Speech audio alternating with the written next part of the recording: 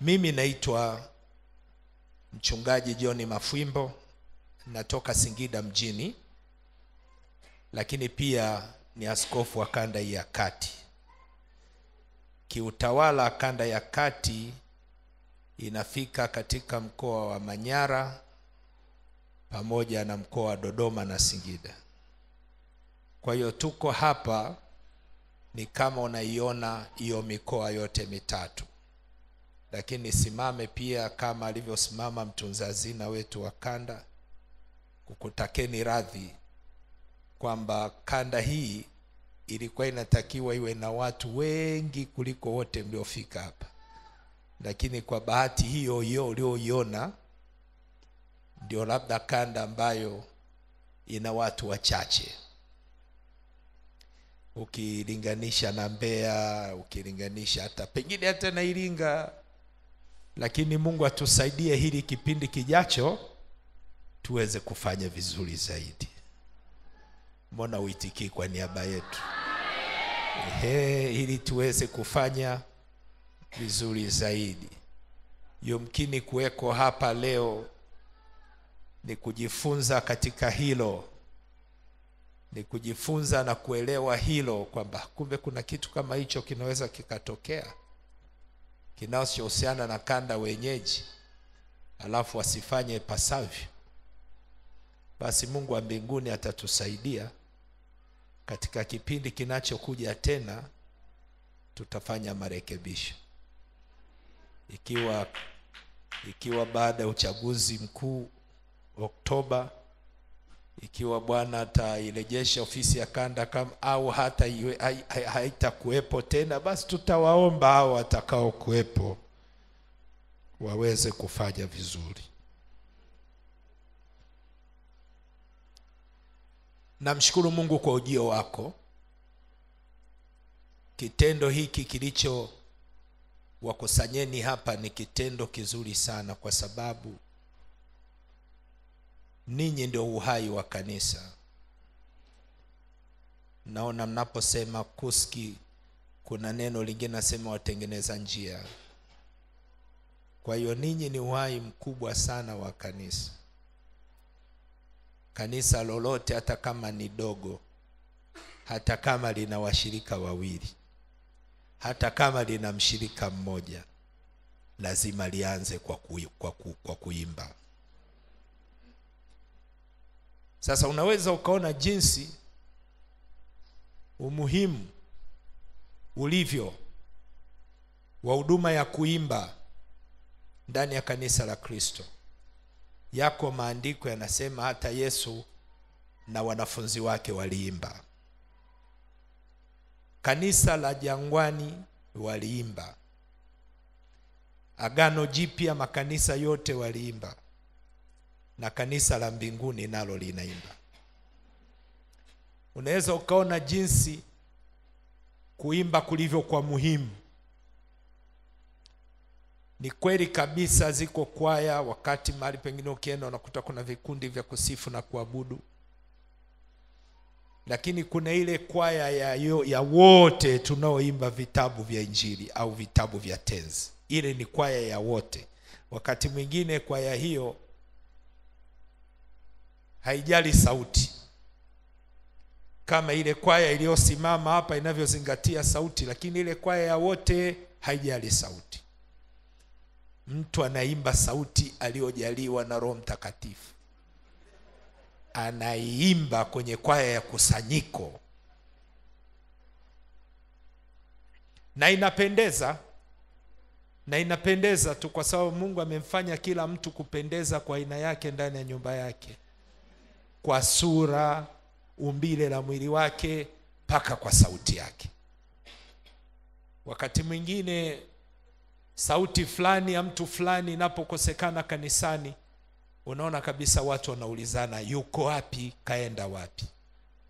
Kwa sababu kuna mtu anaweza akaongea hata kama umuoni, lakini bado utasema huyo ni fulani kwa sababu ya sauti yake. Mama yangu mimi mzazi, katika familia yao walizaliwa watu 4. wa kiume alikuwa ni wa kwanza na wa kike walifuatia mpaka mwingine wa mwisho. Alafu wale wa kike karibia wote walikuwa wanafanana sauti. Inawezekana ikawa shida sana kumtambua ni nani kama hujamuona kwa sura, kwa sababu wote sauti zao zilifanana. Mamangu mkubwa na ndiye aliyekuwa wa kwanza kufariki,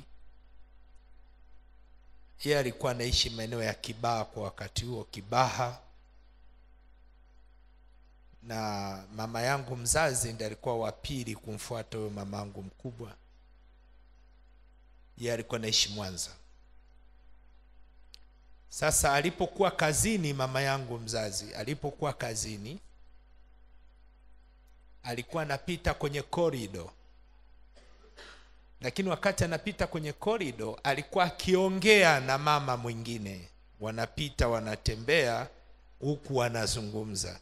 Ni kawaida ya wakina mama, unaweza ukazungumza kitu afu akacheka kwa sauti, si ndio? Sasa kuna mama mwingine alikuwa ndani ya ofisi. Kati mamangu anapita kwenye korido, kuna mama mwingine alikuwa ndani ya ofisi. Sasa aliposikia kicheko cha mama yangu wakati anapita kwenye korido, akawaambia wale waliomo ofisini, jamani, huyo mama aliyecheka sauti yake inafanana na mama mmoja. Akamtaja jina lake, lakini akasema huyo ni marehemu.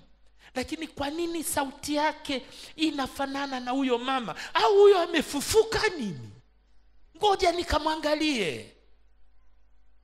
Alipotoka akakuta sio huyo wa Kibaha anayemjua, kwa sababu alikuwa ameisha kufa miaka 10 iliyopita. Lakini akaenda mpaka akamuuliza, mama, sauti yako inafanana na mwalimu Ana Kione. Yaani inafanana hivyo hivyo, hakuna tofauti. Akasema ni marehemu dada yangu ambaye mimi ninamfuatia kwa kuzaliwa.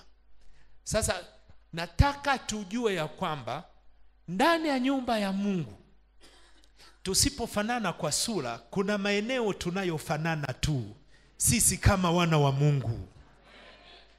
Na ndio maana ni lazima ujue umuhimu wa mwenzako kuwemo kwenye kikundi hicho. Yaani huyu aliyemo kwenye kikundi hicho ni wa muhimu kama wewe. Wala usimdhalau mwenzako unayeimba pamoja naye kwenye kwaya. Na wakati mwingine usimdhalau mwenzako mnayeabudu kanisa moja, kwa sababu umuhimu wa yeye ndani ya nyumba ya Mungu ni sawa na umuhimu wa wewe ndani ya nyumba ya Mungu. Kwa hiyo sisi sote ni wa muhimu ndani ya nyumba ya Mungu. Ndipo sasa tukumbushane kwa makini maneno haya kutoka Kolosai sura 3:16 yanayohusiana na nini hasa tunachokifanya sisi tunaoitwa kwaya, sisi tunaoitwa praise team, sisi tunaoitwa aina yoyote ya kikundi, lakini kwa namna ya kuimba na kusifu na kuabudu ndani ya nyumba. Ni kweli pale kanisani kwangu nina kwaya kama 4 nafikiri.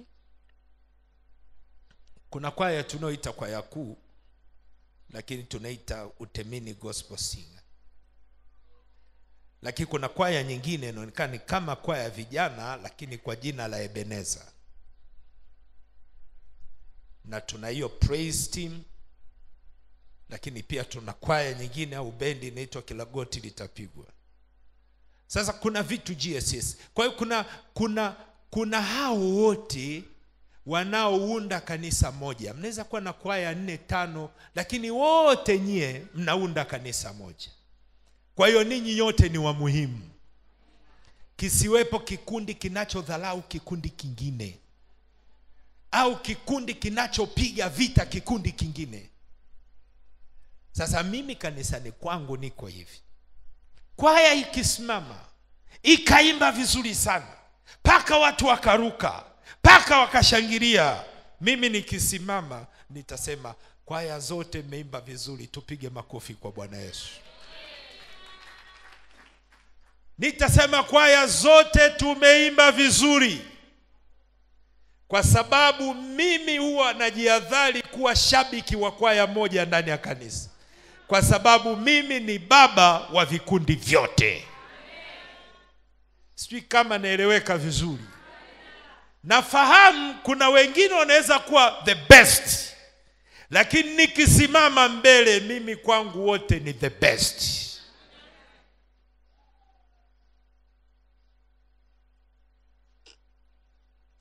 Ndipo sasa hata siku hizi nimekuwa sio mshabiki sana wa Simba, japokuwa mimi ni mwana Simba.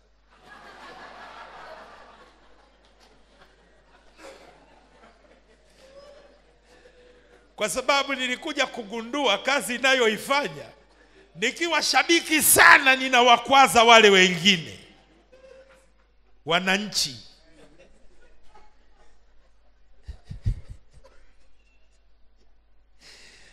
Sikaeleweka vizuri. Kwa hiyo nimejihadhari, hata mashati mekundu sivai siku hizi. Nguo yoyote nyekundu sitaki kuivaa. Kwa hiyo mimi nimebaki mwana Simba moyoni, kwa sababu ujikuta na wakwaza washirika wale wanaoitwa wananchi. Na mimi wanasimama pale madhabahuni siku nyingine, nasema japo nikuwa nawachukia wananchi, lakini siku hizi siipendi Simba. Sasa nikisema japokuwa nawachukia wananchi lakini siipendi Simba, na waweka sawa wote.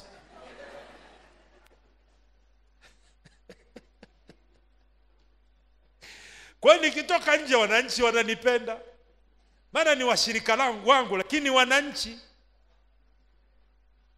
na wana Simba nao wananipenda, kwa sababu nimesema nawachukia wananchi, lakini pia naipenda hiyo Simba. Naichukia Simba lakini naipenda kwa sababu ni timu yangu.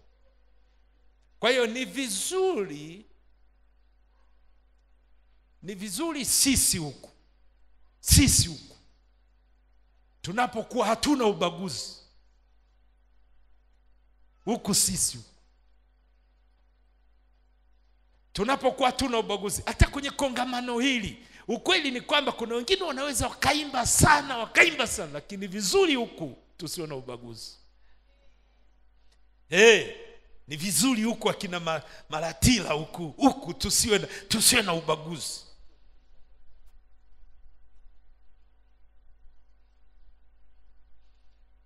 Nasema hivi, hata kama wengine wakiimba mpaka mbingu zikashuka, tusiwe na ubaguzi.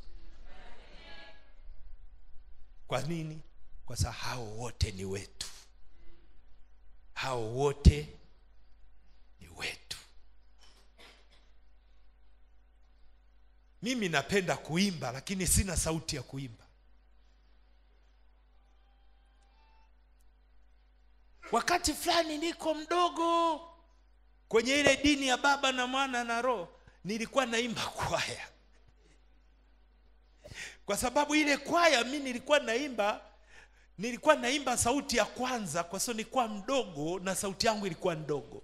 Sasa nimesimama mstari wa mbele pale, naimba sauti ya kwanza.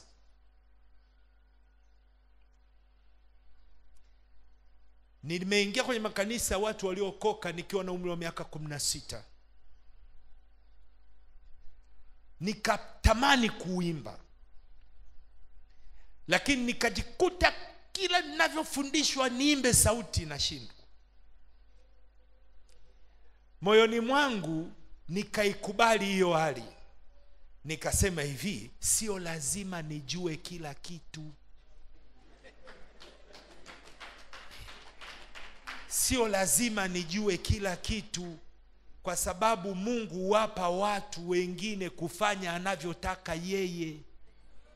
Na kuna wengine ni kweli huenda wamejaliwa kujua kila kitu, lakini sio mimi. Sijui kama naeleweka vizuri. Nilitamani kujifunza kupiga gitaa. Nikajaribu, nikaona vidole vinaniuma. Anayenifundisha ananiambia jitahidi. Mwisho nikamwambia Bwana, mimi vidole vinauma.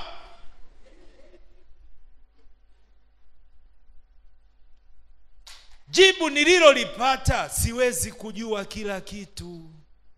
Na ndio maana Mungu tukusanya wote ndani ya nyumba yake, ili kila mtu atumike kwenye eneo alilojaliwa na Mungu kufanya. Amen. Nikafundishwa na mtu mmoja keyboard, na ninazinunua kweli. Nimeanza kwa nazo nyingine, keyboard nzuri sana, iko hapo sebleni, iko nyumbani. Nikafundishwa na mtu kupiga keyboard. Matokeo yake nikaishia kwenye wimbo wa mteteni Yesu ndio askari. Huo ndio unajua kupiga peke yake. Manake nadonoa tu ting ting ting ting ting ting. Afu niambie piga na mwingine, sijui. Nilijifunza kukubali kwamba mimi siwezi kujua kila kitu. Na hiyo ilikuwa hivyo ili niwaheshimu wale ambao wanajua kile ambacho mimi sijui. Alafu na mimi nifike mahali nijikubali kwamba vile nilivyo ndivyo Mungu ametaka niwe. Na vile alivyo mwenzangu ndivyo Mungu alivyotaka awe. Afu yeye na mimi tukiweko pamoja tunafanikisha kazi ya Mungu iweze kwenda mbele.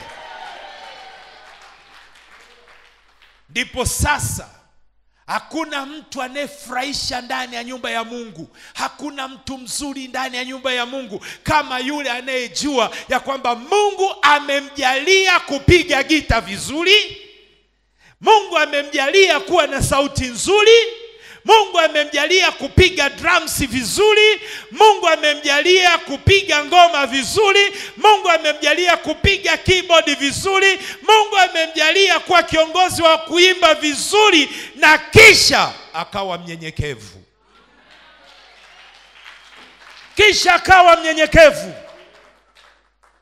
Yaani mtu ambaye yeye anaposimama watu wote wanasema hakika Mungu amempa hicho alichonacho. Alafu mtu huyo akawa mnyenyekevu.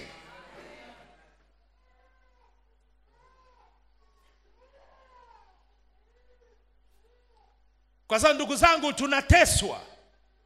tunateswa na kitu kinachoitwa kiburi kwa watu ambao Mungu amewajalia kuwa na kitu. Tunateswa na sampuli za watu wa namna hiyo. Hawa mimi huwa nawaita either ni sampuli au ni modeli ya mtu. Wanatutesa. Mungu amempa uwezo mzuri wa kuhubiri. Mungu amempa uwezo mzuri wa kuimba. Mungu amempa uwezo mzuri wa kucheza na vyombo vya muziki, alafu akawa na kiburi.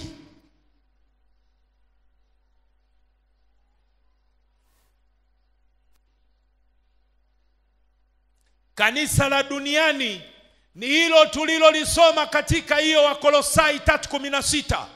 Hilo ndilo kanisa la duniani. Linalotakiwa kuwa nini? Hebu turudie kusoma wote kwa pamoja. Turudi tena pale kwenye Wakolosai sura ya ngapi? Ya 3 mstari wa 16. Hebu wote tusimame tena tulisome neno la Mungu kwa kuliheshimu. Tunakwenda kulisoma tena tukiwa tumesimama. Kanisa la duniani ndilo hilo Mungu analoliagiza kuimba, lakini kuna agizo lingine linaloagizwa hapo. 1, 2, twende.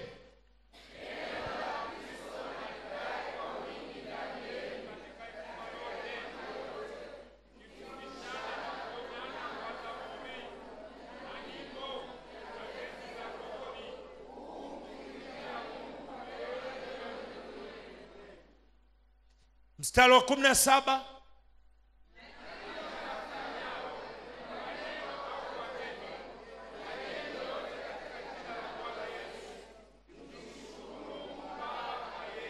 Hebu tuketi. Wangapi wanaochukia kuonywa? Na wapo.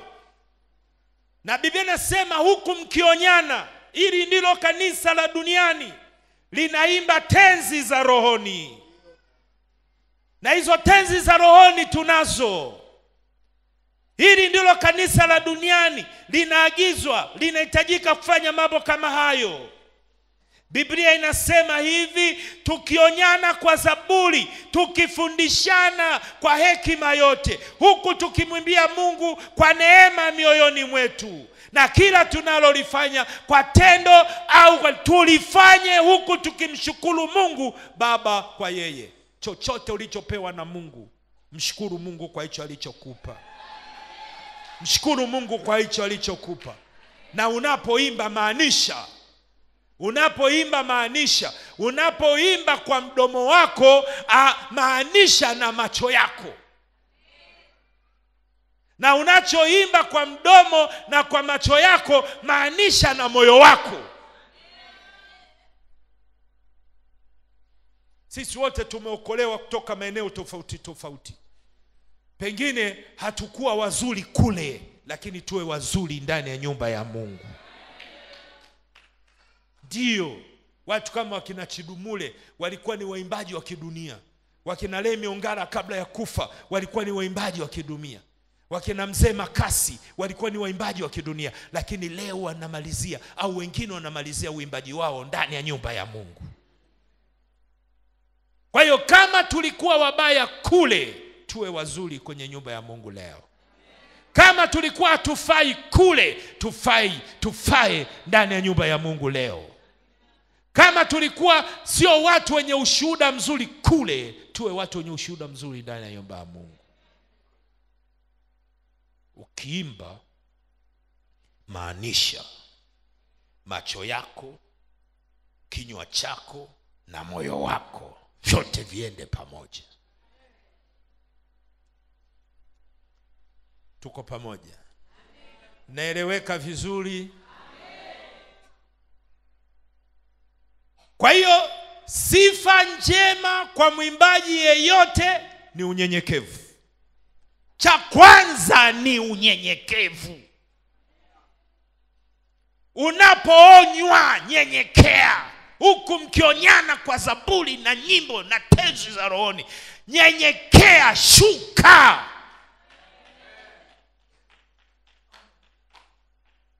Umetunga wimbo mzuri, wewe umekuja umeamini ni mzuri, umefurahi kabisa ni mzuri, unasema wimbo ni mzuri, lakini unafika unakaa, mwingine anakuambia, unaonaje tukibadilisha haka kakipengele? Sikiliza vizuri. Shuka. Kubali, nyenyekea. Sio mwingine anasema, nimesema, nimeandika, nimeeleza, bali.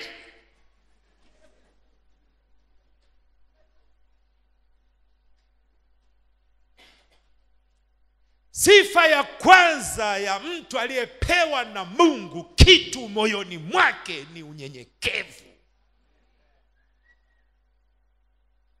Shuka, nyenyekea. Wasikilize wengine wanashauri nini. Wasikilize wengine wanasema nini. Na ukionywa, kubali kusikiliza wengine wanavyosema. Hivyo neno la Mungu linavyozungumza, huku mkionyana kwa tenzi na kwa zaburi na nyimbo za rohoni, mnaonyana. Kila mtu hapa anajua mahali alikotolewa na Mungu, si ndio? Kila mtu anajua. Lakini kuna mtu anakuja na usemi wa namna hii, anasema, niache, ujui nilikotoka mimi. Kwani umetoka wapi? Ulikotoka na sisi tulitoka huko. Kwa sababu wote tulikuwa wenye dhambi, kisha tukaokolewa. Sasa wewe ukija kunitisha mimi, niache, ujui nilikotoka mimi. Ujui Yesu alikonitoa. Na sisi tulitoka huko.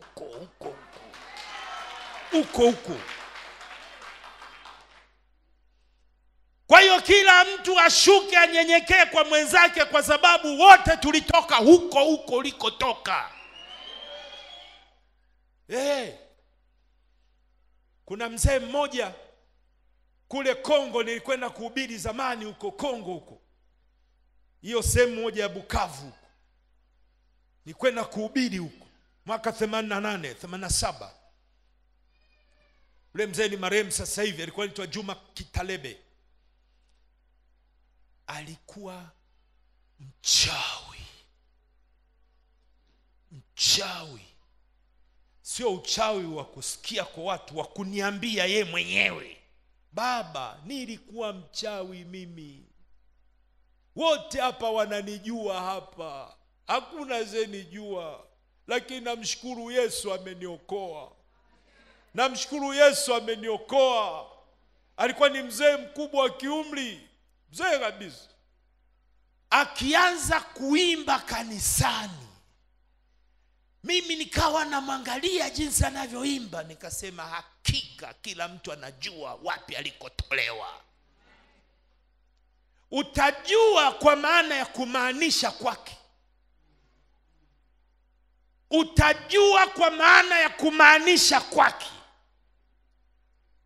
Na ndio maana Yesu alipoingia kwenye nyumba ya kina Mariam,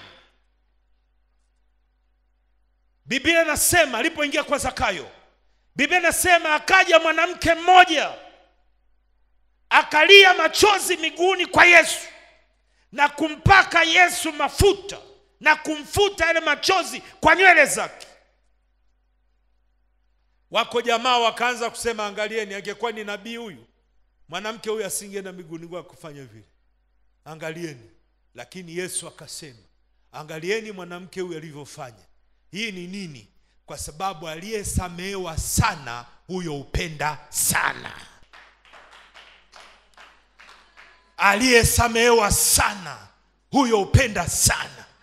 Tena ufanya kwa moyo sana. Tena kuna watu wengine wanaweza wakamwita na kimbelembele. Nasema kiacheni kimbelembele chake hicho. Mkiache hicho kimbelembele chake.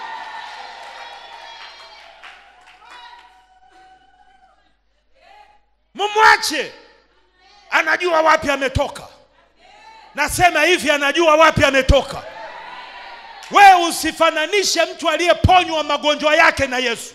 Na wewe uliyekuja hujaponywa chochote, alafu tukawa kwenye huduma pamoja.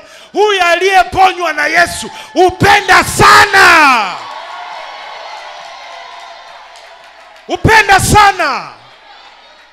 Sasa wewe usije ukaanza kutucheka sisi ambao tunajua wapi Yesu ametutoa. Wewe kama unaimba kiulegevu, unaimba kiulaini, unaimba kwa kutafuta sifa, baki hivyo hivyo. Lakini wako wanaojua Yesu amewatoa wapi. Wako wanaojua, wanafahamu. Kwa hiyo wao ukiwaona ni vimbelembele, ukiwaona wako wanafanya wanajua, eti wanajipendekeza kwa mchungaji, sijui nini, shauri yako, acha wabaki kama walivyo. Maana wanajua wapi Yesu alikotoa. Wanajua wapi Yesu alikotoa. Hapo ulipokaa kuna wengine waliponywa magonjwa yao. Wengine walikuja wagonjwa ndani ya nyumba ya Mungu. Na wengine walikuja wana maonezi ya adui katika maisha yao.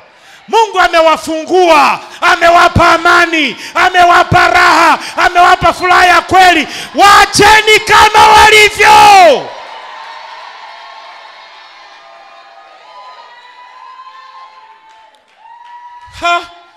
Hata Petro ndiye alikuwa na kimbelembele bwana. Na Petro ndiye alikuwa mwanafunzi mwenye umri mkubwa kuliko wengine. Manake nini? Amefanya madhambi mengi. Alipokuja kwa Yesu alikuwa mwenye kimbelembele kuliko wenzake. Eti angalia kazi yake kujipendekeza. Si ndio mnasemaga hivyo? Nasema hivi, muache wenye kujipendekeza.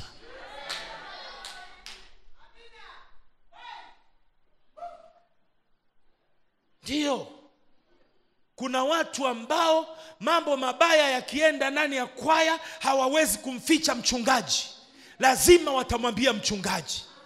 Afu wengine wanasema kuna waongo humu, kazi kupeleka maneno kwa mchungaji. Muache! Nasema muache.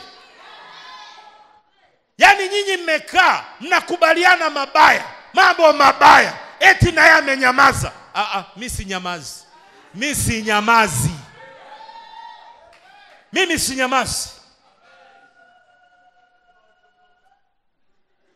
si nyamazi. Mchungaji ndio baba yetu bwana. Mchungaji ndio kiongozi wa kanisa. Mimi si nyamazi.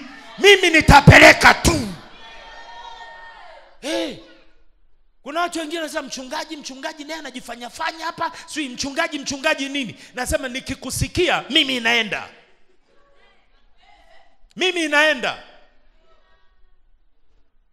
Allah. Mimi naenda. Juzi kwa naongea na vijana wa kanisani kwangu, nikawauliza, ninyi ndio nimewakuta au mmenikuta? Yaani mimi mmenikuta hapa au mimi nimewakuta hapa? Wakasema tumekukuta. Basi nisikilizeni mimi. Mmenikuta mimi hapa. Na kama mtaki kunisikiliza, ondokeni. Haya. Hivi wewe umemkuta babako na mama yako au wao walikukuta wewe? Una sharti la kumsikia baba yako na mama yako kwa sababu wewe umewakuta. Na hata usingekuja wao wangekuwepo. Lazima ujue hiyo. Na kwa namna hiyo mheshimu mchungaji wako kwa sababu mumemkuta. Na hata kama mchungaji aliwakuta hapo kanisani kwa sababu mchungaji wenu wa kwanza pengine kwa sababu moja ama nyingine hayupo tena, alifariki au ilikuwaje hayupo tena, akaja mchungaji mwingine, huyo ndiye baba kwa wakati huo. Wanakwaya msikilizeni. Labda wale wasio na akili. Maana kila kikundi kina watu wasio na akili. Kila kikundi kina watu wasio na akili. Kina wajinga hivi. Ndio hao ambao ukiwaambia wanazila. Wewe mimi nakumbuka niliwahi kuzila chakula. Mama akasema, "Mwacheni, atazila na kesho kutwa atazila. Hataendelea." Saa 8 ya usiku, mbona nilikitafuta mwenyewe.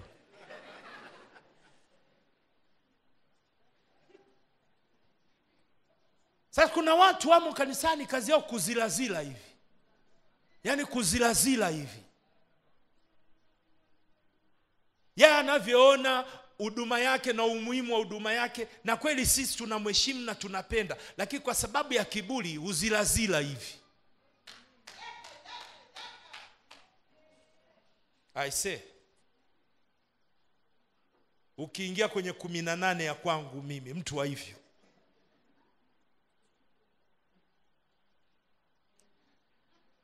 Mungu anisaidie. Nasema Mungu anisaidie. Tena siku ya nisaidie kuliko wewe.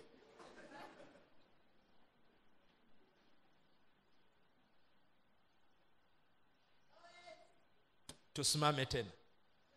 Tusome. Ile Wakolosai 3:16. Wote tunairudia mpaka ikukae kwenye moyo.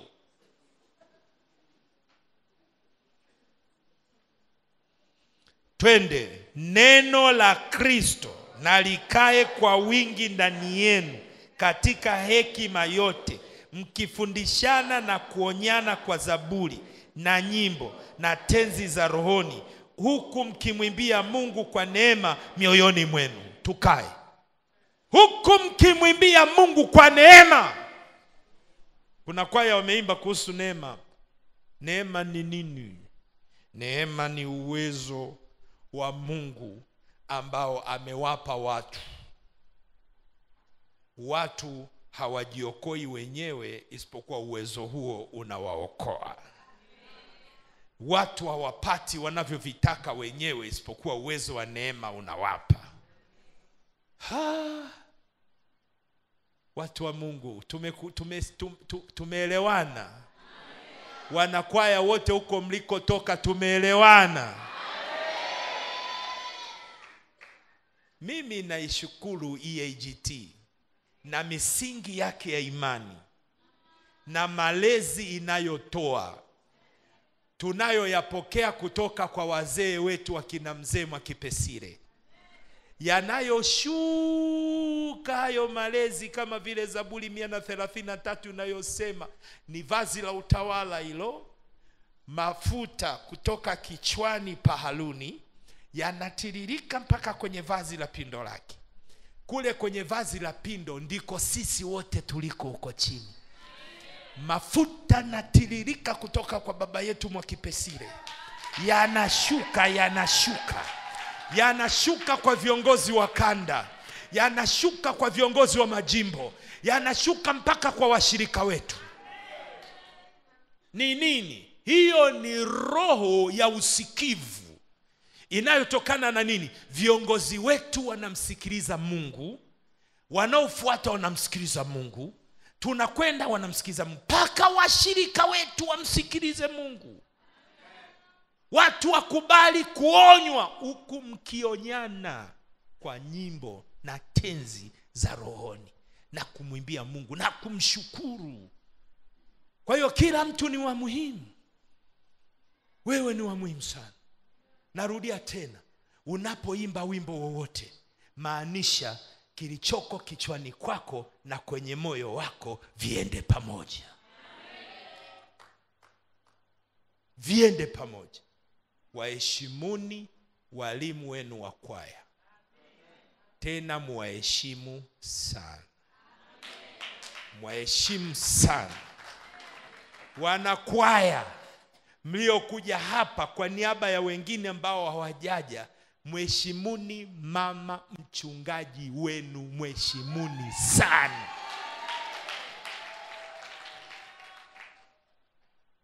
Sio mnampenda mchungaji afu mnamchukia mke wake. Haya, na akili nyie kweli?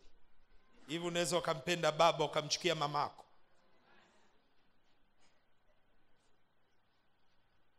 Na kuna kwaya zingine zina neema kubwa sana, mpaka na mama mchungaji anaimba. Si ndio? Mimi mke wangu alikuwa anaimba kwaya zamani. Mkoma alikuwa mshirika wangu, huyu hapa alikuwa ni mwanakwaya huyu. Na alikuwa naimba na mke wangu, wanaimba kwaya pamoja. Ni majukumu tu ndio aliyotufanya. Nasema hivi, mimi sio mwimbaji, ningeweza na mimi ningeimba. Lakini sasa mimi siwezi kuimba. Na namshukuru na ninafurahia hiyo hali tu. Kwa sababu ninaamini Mungu hawezi kumpa mtu kila kitu. Hawezi kumpa kila kitu. Nilikuwa na rafiki yangu mmoja marehemu sasa hivi, alikuwa askofu wa kanisa la Assemblies of God kule Zaire zamani, siku hizi Kongo. Alikuwa anitoka Gamaliel Gachiga. Yule bwana nimeshafika kanisani kwake, nimeshafika nyumbani kwake. Alikuwa anaimba na gitaa alafu anahubiri. Nikasema, Mungu, na mimi si niwe hivyo. Niwe kama huyo mtu. Niimbe. Nikishamaliza kuimba nihubiri. Nikajaribu, vidole vilauma. Nikajaribu keyboard, nikaishia kwenye mteteni Yesu. Alafu nikaona nafurahia tu, kwa sababu Mungu hampi mtu kila kitu. Kwa hiyo wewe hapo ulipo, unapoimba unatifua mioyo. Mioyo ya watu inachangamka, watu wanafurahi. Ili neno la Mungu likija liingie ndani yao vizuri. Mungu akubariki. Mimi naiheshimu huduma yako, tena ninakukubali sana sana sana sana sana, na kukubali sana. Lakini nitakukubali zaidi kama ukiwa mnyenyekevu.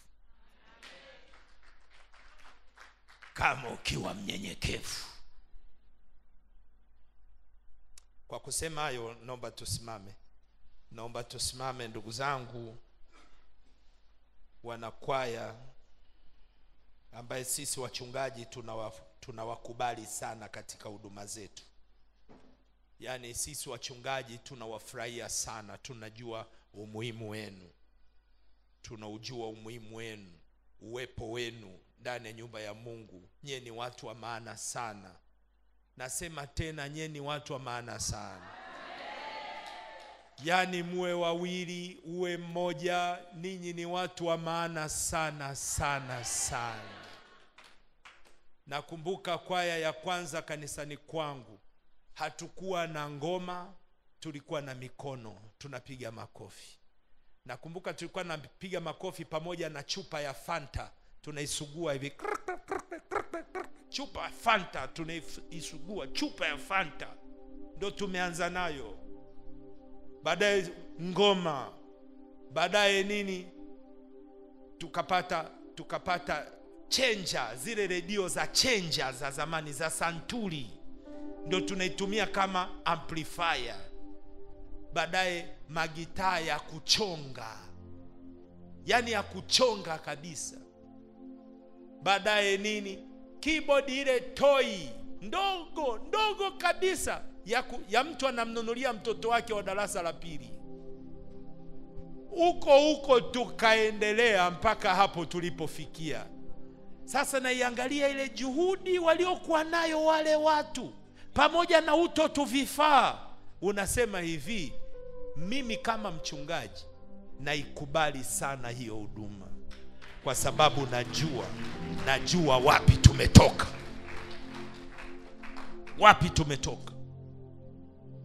Najua wapi tumetoka. Nao watoto wangu wa kuzaa, namuona mmoja siku hizi amependa sana kuimba, paka na mimi nafurahi. Nasa Mungu, na mimi unaanza kunikumbuka. Na mimi unaanza kunikumbuka. Kumbe hata kama mimi sijui kupiga gitaa, hata kama kumbe umempa mtoto wangu naye anaweza kuyafanya hayo. Nafurahi. Mimi nafurahi. Ziko familia nyingine, baba mwanamuziki, mama mwanamuziki, watoto mwanamuziki. Jamani, mimi ndo kameanza kamoja sasa hivi. Kameanza kuwa kama mwanamuziki. Eti kanapiga, afu kanalinga kakipiga kitu. Mimi nafurahi, babake nafurahi. Sio kwamba ana kiburi, yani ana malingo ya aina yake akiwa kwenye mziki. Nasa Mungu, ongeza na mwingine. Akipatikana na mwingine, ongeza katika watoto wangu niliowazaa. Wajue mziki, waimbe. Tunapokuwa na ile ibada ya usiku nyumbani kabla ya kwenda kulala, kuna kinanda aidha cha nyumbani, unakuta aidha wanapiga, naona raha. Ukimkuta mtu anachukia watoto wa mwenzake ndani ya nyumba ya Mungu, huyo ni mchawi. Afai. Au anapiga vita vipawa, huduma na karama, huyo hatufai.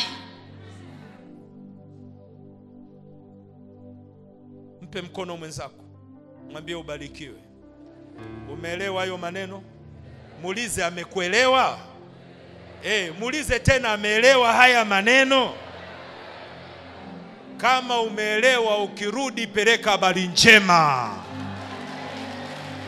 Kawaambie na wengine kwamba askofu wa kanda ya kati Mafwimbo anasema anafurahishwa na vipawa vyetu wote,